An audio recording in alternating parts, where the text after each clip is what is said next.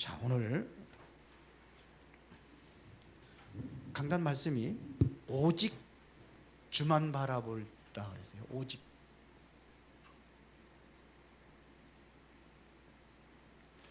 주만 바라봐라. 왜 오직 주만 바라봐야 되느냐? 오직이 안 되면 안 돼요. 왜냐하면 다시 말하면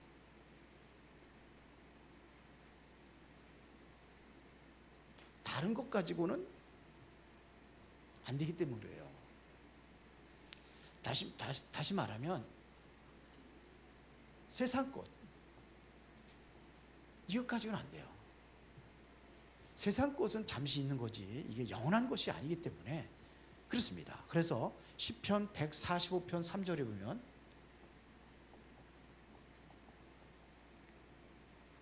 뭐라고 말씀하고 있냐면요, 귀인들을 의지하지 말고, 그러면서 도울 힘이 없는 인생도 의지하지 말라 그랬어요. 그것 가지고 안 된다는 거죠. 다른 것으로는 전혀 안 된다는 겁니다. 귀인들도 의지하지 말고 도울 힘이 없는 인생도 의지하지 말고, 옛날 성에 방백들이라고 하면 사람들을 의지하지 말라. 우리는 힘들고 어려우면 누구 찾아가죠? 사람 찾아가죠. 그런데 성경은 이렇게 말하고 있습니다. 내가 정말 오직이 되어진다고 한다면 뭐가 달라지냐면 가치관이 달라집니다. 뭐가 소중한 건지를 깨닫게 돼 있어요. 가치관이 달라진다는 얘기거든요. 그래서 바울이 바로 이걸 발견한 거예요. 어느 정도냐면은 그리스도 외에는 전부 다 배설물이다 그랬어요. 그리스도 안에 모든 게 다 있다는 얘기입니다. 모든 것이라는 겁니다. 그래서 내가 지금까지 배웠던 것, 모든 학문, 모든 그 배경 많이 있잖아요. 필요 없다는 겁니다. 골로새 2장 2절 3절에 보니까 그리스도 안에 지혜와 지식과 모든 거가 다 거기 있다고 그랬어요. 가치관이 달라져요.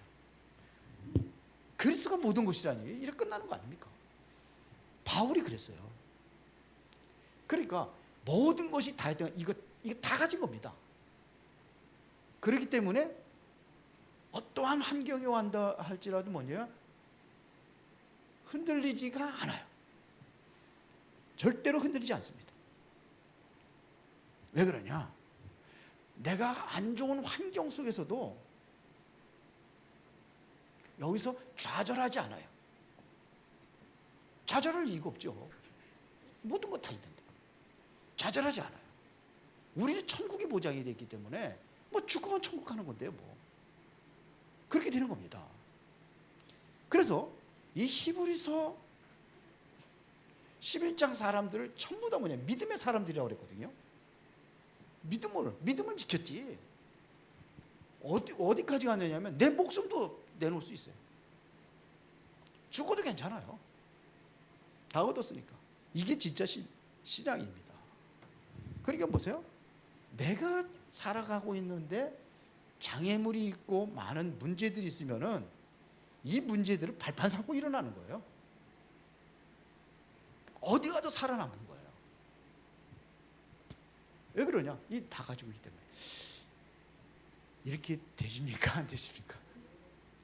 안 돼요? 그 성경은 이렇게 말하고 있어요. 이거를 누가 차지할 수 있느냐? 믿음을 가진 사람들이 차지하는 거예요. 믿음을 가진 사람들이. 그래서 여러분들은 오직이라는 것은 뭘 얘기하는 거냐면, 내가 오직 예수님 바라본다는 것은 뭐예요? 말씀 따라가는 거예요. 내가 정말로 예수님, 오직 예수 따라간다는 것은 말로 내가 정말로 세상 바라보지 환경 바라보지 말고 그걸 놓고 하나님께 기도하는 거예요. 그래서 바울은 뭐라고 했어요? 염려하지 말라고 그랬어요. 예수님도 요한복음 14장에 보니까 너는 마음에 근심하지 말라고 그랬어요. 하나님 믿으니 너 또 나를 믿으라. 왜? 이 안에 다 있기 때문에 그렇게 되는 겁니다. 그러면은 어떻게 우리가 오직이 될 수 있느냐? 결론에 가서 어떻게 하느냐? 그래서 하나님을 사랑하는 사람이 오직이 될 수 있어요.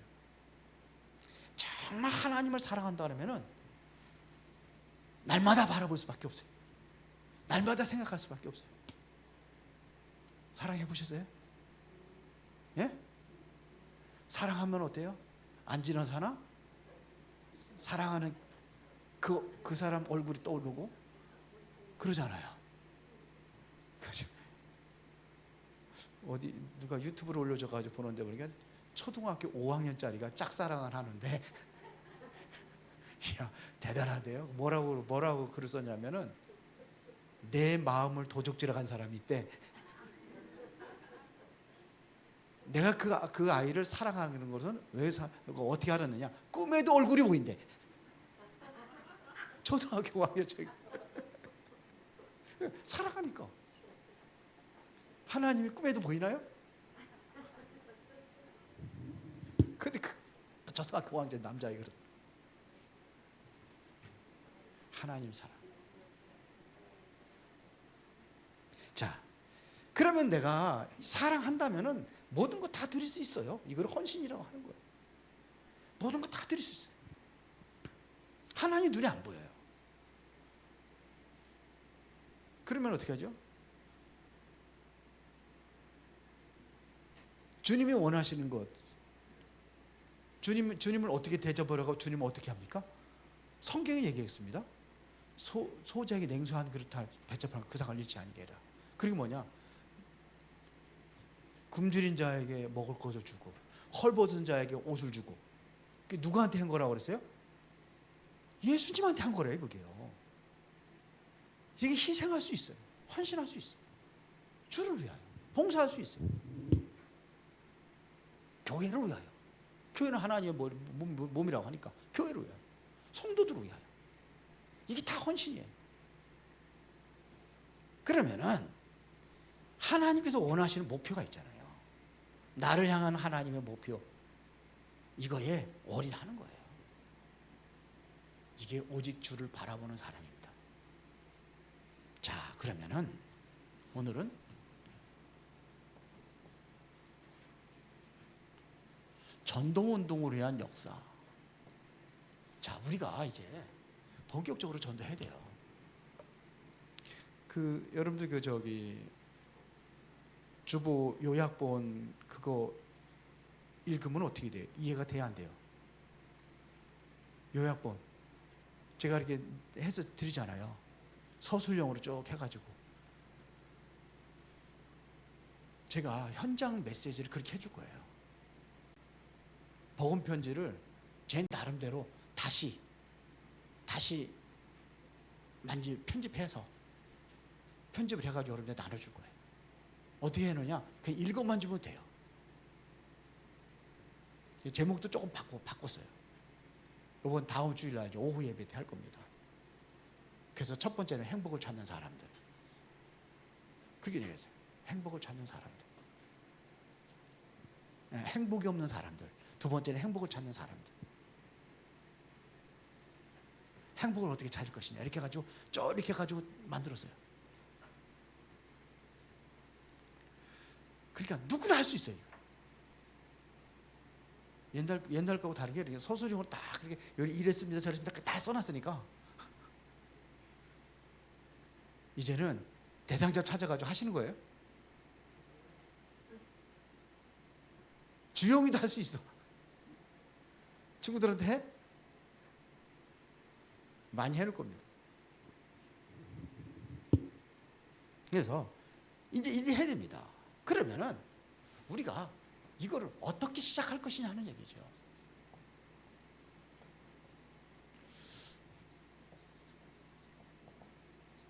우리가 어떻게 시작할 것이냐 이거예요. 하나님 일단은 정확한 미션이 있어야 돼요. 자, 그러면 사도행전이 나타났던 그 전도운동이 어떻게 일어났는가 우리가 보는 겁니다. 그럼 뭐가 있어야 되냐? 정확한 미션이 있어야 돼요. 이게 사도행전 1장 1절부터 8절까지입니다. 이 미션을 가지고 있었던 거예요. 여기에서 다시 말하면 오직 그리스도라는 답을 가진 사람들이 하나님의 나라를 이룰 수 있는 그 일이 뭔가를 설명했습니다. 나라 일. 그러면 하나님의 나라가 이루어지려면 어떻게 된다고 그랬어요? 내가 성령을 힘입어 귀신을 쫓아내는 것이면 하나님의 나라가 이루어졌다는 겁니다. 그러면 세상은 하나님의 나라에 아니에요. 세상 임금이 마귀라고 돼 있고 세상 신이 마귀라고 돼 있는데, 그러면 이거를 꺾어야 되는 거예요. 이거를 꺾어야 하나님의 나라가 이루어지는 거예요. 그게 하나님의 나라의 일이에요. 그러려면은 내 능력 가지고 안 되니까는 약속하신 거리 뭐냐면 이 성령 충만 주겠다는 약속이에요. 요게 미션이에요. 우리가 가지고 있는 미션이. 그리스도를 답을 가진 사람들이 할 수 있습니다. 자, 그러면 봅시다. 이 미션을 가지고 이 사람들이 모인 겁니다. 마가다락방에 모여서 사도행전 1장 14절에 뭐 했습니까? 오로지 기도 힘썼다. 이게 내게 그대로 성취돼. 성령 충만 받지 않으면 안 되니까, 성령 충만 받아야 땅과 증인된다고 그랬으니까 이거를 붙잡고 집중적으로 기도한 겁니다. 그러면 이들이 오로지 기도에 힘썼다는 것은 뭘 위해서 기도한 겁니까? 내가 정말 그리스도가 뭐예요? 내가 체험되기 위해서 기도했겠죠. 내가 정말로 하나님의 이 사명을 감당하기 위해서 하나님이 약속하신 그 능력 달라고 기도했겠죠. 그럼 뭘 위해 기도했겠죠? 이 미션을 잡고 기도한 거예요. 그래서 우리가 강단 말씀 잡고 기도하는 게 이게 중요한 겁니다. 그거 잡고 기도하는 겁니다. 그랬더니 사도행전 2장 1절부터 47절에 응답이 왔잖아요. 어떤 응답이 왔습니까? 바람 같은 불 같은 성령의 능력이 임하니까 문이 열리, 전도문, 선교문이 하나님께서 열으시잖아요. 그러니까 거기에 말씀이 현장에 성취되고, 그러니까 어떻게 돼요? 3천 제자가 모였어요. 이 사람들이 키예요. 제자가 3천 명이 일어났어요. 그때 이들을 통해 가지고 어떻게 했냐? 모든 현장을 변화시키잖아요. 날마다 그것도 이 역사가 일어났어요. 이게 시작이었어요. 자, 이렇게 시작을 한 겁니다. 그러니까 이 제자들을 통해 가지고 실제적으로 이제는 현장에 이제 말씀 운동이 일어나기 시작하는 겁니다. 쉽게 말하면 이제 말씀 운동은 제자들이 제자 운동이라고 해도 되고요. 제자가 말씀 운동 한 거죠. 말씀 운동이 일어난 거예요. 현장에. 유일하게 핍박이 심하니까 어디서 모였느냐면 집에서 모였어요. 집에서. 그래서 사도행전 6장 15절에 보니까 어디예요? 이게 누굽니까? 루디아의 집부터 시작한 겁니다. 이건. 루디아의 집에서. 그렇죠? 나를 주 믿는 자로 알거든 내 집에 유하소서 그랬어요. 그게 누구예요? 루디아가. 내 집에. 거기서 말씀 운동이 일어난 겁니다. 17장 5절에 보니까 야손의 집에서 말씀 운동이 일어난 거예요. 그리고 사도행전 18장 1절에서 4절에 여기는 바울하고 같이 이제 고린도 지역에 갔는데, 이게 사도행전 19장 10절에 보니까 고린도전서 19장 사도행전 18장 1절부터 4절에 고린도전서 16장 19절, 이게 어디예요?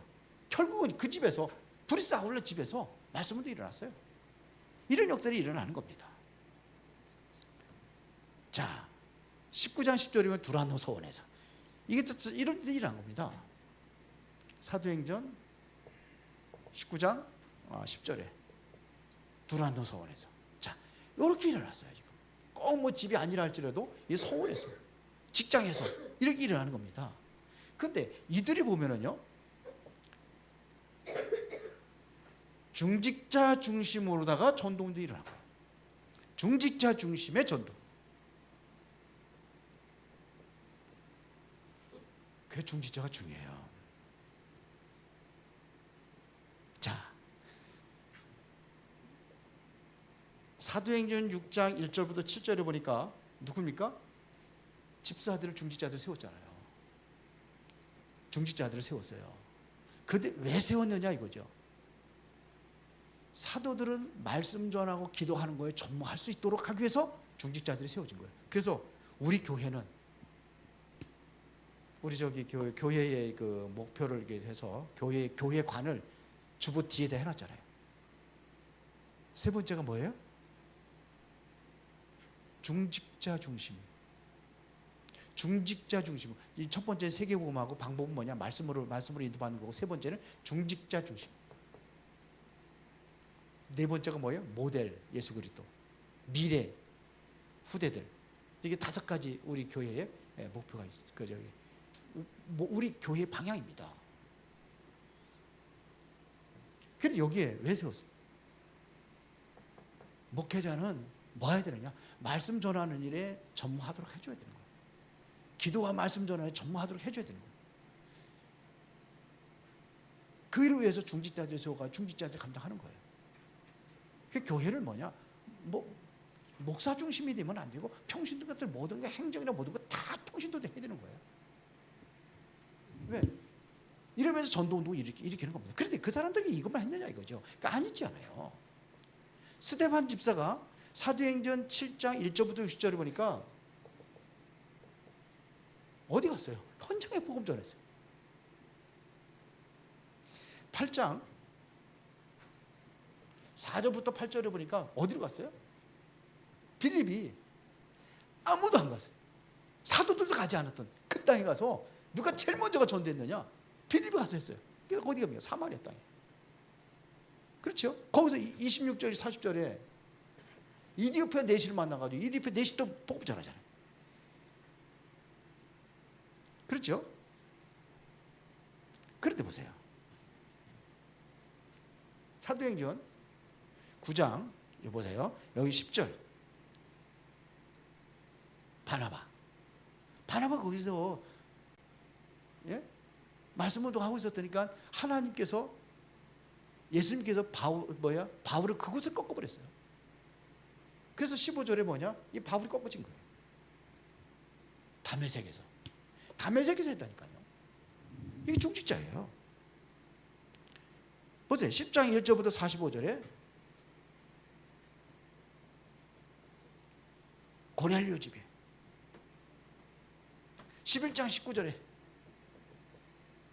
스데반의 환난을 인하여 흩어진 자들이 있어요. 스데반이 뭐가 되냐? 복음 전하다가 죽었잖아요. 거기서 뭐냐? 이 피값으로도 뭐가 되느냐? 이제는 세계로 나갈 수 있는 안디옥 교회가 세워지는 거예요. 자, 이러니까 보세요. 이제는 뭐냐? 미래까지 바라본 겁니다. 후대는 미래잖아요, 미래 운동을 일으킬 거예요. 그게 바울이 어디 갔습니까?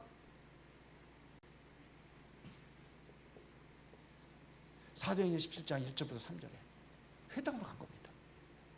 회당에 가서 그리스도가 누구인지를 정확하게 설명을 한 거예요. 그리스도가 누구냐 이거죠. 사도행전 18장 1절부터 4절에 여기도 뭐냐? 회당에 들어갔습니다. 회당에 들어가가지고 실제로 뭐냐? 말씀 운동을 일으킨 거예요. 19장 8절에 보더라도 여기 8절이 뭡니까? 이게 회당이에요. 회당에서 석 달 동안 복음을 전했는데 반대하는 사람들이 나니까 거기서 제자들만 따로 모아가지고서는 두란노 사원에서 2년 동안 말씀 운동을 했는데 완전히 에베소 전쟁이 완전히 뒤집어져 버렸어요. 이게 누구냐 이거예요. 지금. 그래서 실제적으로 뭐냐면 후대들이 일어나지 않으면은 교회는 미래 교회는 없는 거죠. 딱 문 닫게 되는 거죠. 그래 미국이나 유럽이나 지금 점점 유럽 같은 데는 거의 없어지고 젊은 사람들 예수 믿는 사람은 없어요. 겨우 노인들만 몇 명 모여가지고 그러니까 교회 지키고 있고 그나마 교회 다 팔려나가. 왜 그렇게 됐는지 한번 다음 주에 좀 더 구체적으로 보려고 합니다. 그리고 뭐였느냐? 실제로 치유 중심으로 나왔어요. 치유 중심으로. 그러니까 뭐 치유라는 것은 뭐냐면 흑암 막는 전도 운동이 일어난 거예요. 흑암 막는 전도 운동이. 그래서 사도행전 13장 4절부터 12절까지 5절부터 12절까지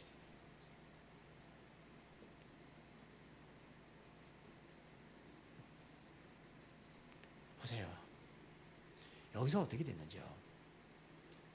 박수무당 이게 영적으로 굉장히 시달린 사람이에요. 영적인 문제가 치유되는 거예요. 16절, 16절, 18절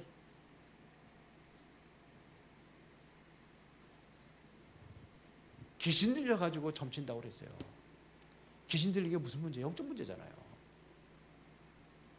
근데 이런 사람들이 치유되는 거예요. 19장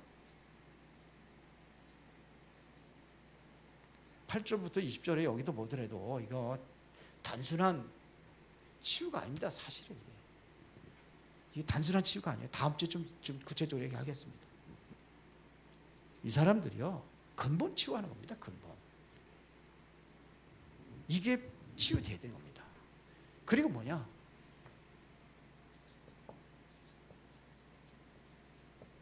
엘리트 중심으로다가 전도가 일어났어요. 드디어 이제는 뭐가 일어났냐? 근데 베드로 시대가 끝나고 엘리트 중심으로 전도 운동이 그게 누구냐? 대표적인 인물이 바울입니다. 바울이 어디로 가려고 하느냐? 사도행전 19장 21절에 로마로 가려고 하는 겁니다. 로마 어디요? 가이사. 로마 황제에게 항소를 한 거예요. 나는 이제 가이사에서 난 재판받겠다 이렇게 얘기한 거예요. 안 가도 되는데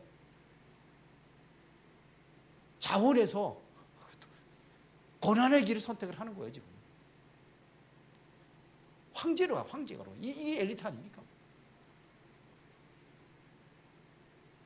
그거를 하나님께서 아시고 23장 11절에 보니까는 예루살렘에서 증언한 거죠. 로마에서 증언하여야 하리라. 두려워하지 말라는 거죠. 법정 앞에서 너는 그거 두려워하지 말아라 이거죠. 너는 이제는 뭐냐? 로마에서 증언해야 되기 때문에 가게 될 것이다. 그런 얘기예요. 광풍이 만나가지고 다 죽게 됐는데 보세요. 뭐예요? 바울아 두려워하지 마. 내가 어디 앞에 서야? 가이사 앞에 서야 돼. 가이사는 뭐예요? 황제예요. 황제. 최고의 엘리트.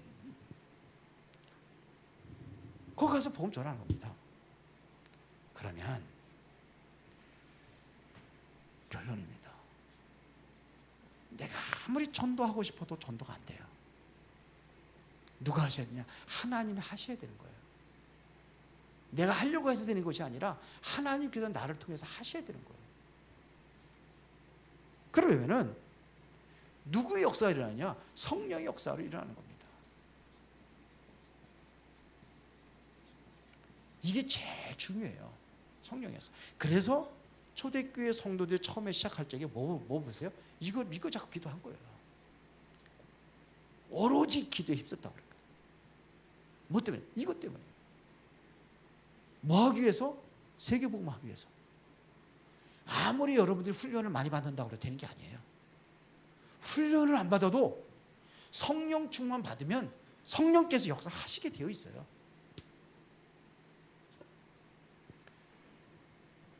그 옛날에 보면은 그 전도 많이 한 사람 안강자 집사라고 하시는 거예요.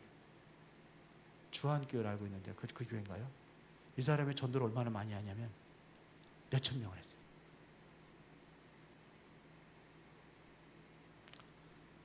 그 옛날에 제가 여기 이거 다락방 하기 전에 그렇게 많이 했어요. 그렇게 많이 그 사람들 간증하러 다니고 막 그래요. 그냥 훈련 받은 거 아니에요. 그런데 그에게 영혼을 사랑하는 마음이 있기 때문에 하는 거예요. 그분이 아마 3,000명이었던 몇천 명이었더라고요. 그리고 뭐냐, 아빠 전도가 너무 쉬워요. 이거 보셨죠? 우리 여러분 처음에 누구지 그 목사님이? 이름 잃어버렸네. 그분 훈련 받은 거 아니에요. 그분은 기도를 굉장히 많이 하더라고. 보니까 책에 보니까 그분에게 성령의 역사 하시니까 하는 거예요. 아시잖아요. 권사님이 주일날 안 나와가지고서 왜 안 나왔나 가서 보니까는 고추밭을 너무 그냥 잘 갖고 나가지고서 가가지고서 그걸 다 뽑아버렸대 목사님. 그러니까 권사님이 나이도 많은 권사님이 얼마나 그거 아이고 그러면 망했다고 그러고 막 울고 그러는데 알고 보니까 목사님이요. 목사님이 뽑는 거 너무 힘들어가지고 뽑다가 마음 다 뽑지도 못했대. 그게 뭐예요? 영으로 살아가는 마음이 있으니까. 그래 하나님 역사하시니까 그분도 역사하시는 거예요. 그래서 우리 약속한 것이 뭐예요? 사도행전 1장 8절에 오직 성령이 너에게 마시면. 고린도전서 12장 3절에 보니까 우리의 말과 지혜로 하는 게 아니에요. 성령이 하신다고 돼 있어요. 바울도 말과 지혜로 하는 게 아니잖아요. 아니라고 그랬잖아요. 성령이 역사하시면은 영접하게 돼 있어요. 영접하는 겁니다. 그게 구원받게 하는 겁니다. 성령 역사로 이루어질 거예요. 그래서 이번 수련회 때 여러분들이 성령 충만받게 기도하시기 바랍니다. 여러분 진짜 기도하세요. 그래서 여러분들이 하나님께 올바로 쓰임받는 그 전도자들이 되기를 진심으로 축원합니다. 전능하시고 살아계신 아버지 하나님 감사합니다. 오늘 이 저녁에도 우리가 말씀을 통해서 정말로 세계복음화의 주역으로 그렇게 쓰임받을 성령 충만한 능력을 주시옵기를 원합니다. 늘 말씀과 기도로 승리하여 초대교회 성도들이 정말로 언약을 붙잡고 자신들의 사명을 감당하기 위해서 집중적으로 기도할 때에 하나님께서 마가다락방의 능력으로 역사하신 것처럼 우리 은혜로운 교회에 하나님의 능력으로 역사해 주시고 성령 충만한 가운데 모든 성도들이 바로 쓰임받을 수 있도록 축복하여 주옵소서. 예수 그리스도 이름으로 기도드리옵나이다. 아멘.